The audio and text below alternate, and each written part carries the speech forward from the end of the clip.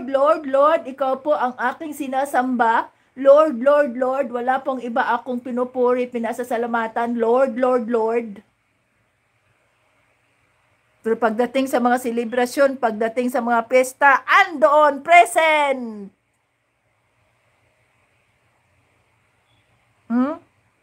Pagdating sa, ngayon, nung last September, Happy birthday, Mama Mary. Tulungan mo po kami.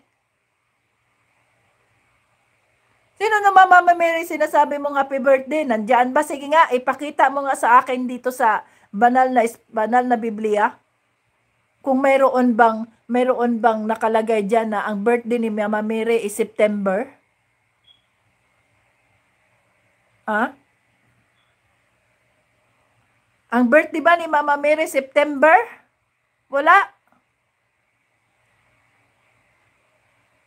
Grabe.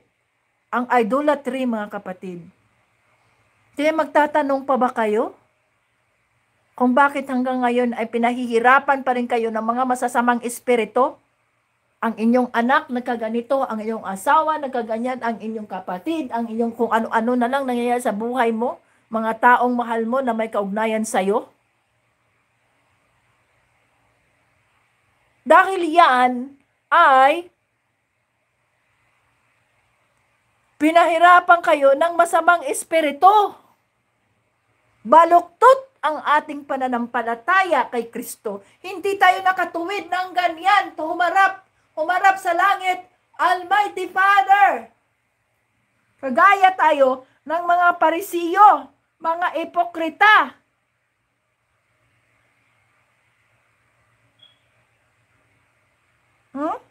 Mga ipokrita.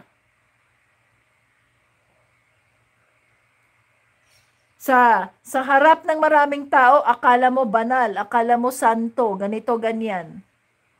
Pero sila pala mismo ang lumabag sa sariling batas, sa batas ng Diyos.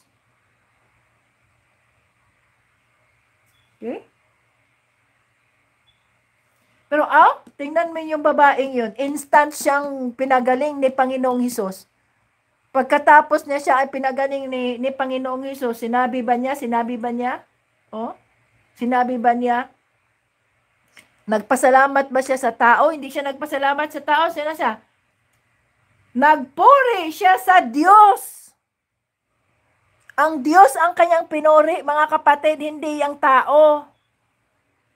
Unang-una, pinuri niya ang Diyos.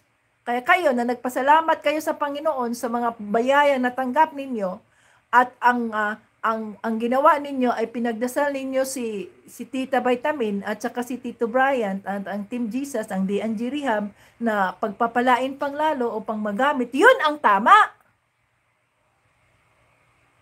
Na ang tao na ginamit ng Diyos para sa inyo ay pagpapalain, yun ang ipagdasal ninyo. Pagpapalain pa silang lalo. Maayos na pangangatawan. Yan ang kailangan namin dito dahil grabe, hectic ang schedule namin dito, mga kapatid. But by the grace of God, we survive each day. Kaya bawat araw, mga kapatid, ay magpapasalamat tayo sa Diyos sa pagising at pagtulog natin. Thank you, Lord. Kahit hindi na natin na po sa Facebook yan. Hindi na kailangan. Pakita ka sa tao. Hindi na kailangan yan.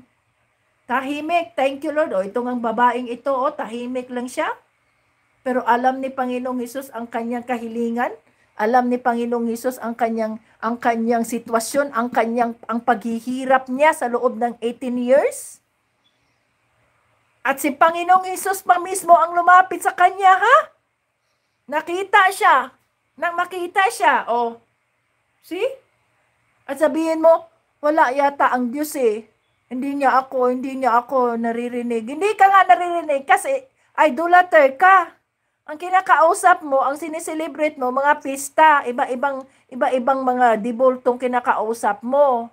Kaya ang nakikinig sa iyo ay ang masamang espiritu, ang demonyo. Kaya ano makikita mo? Disgrasya dito, ganito dito, sakit dito, sakit doon, sakit diyan. Bakit? Sana po. Kaya nga, masamang espiritu pumasok sa inyo kasi sana po kayo.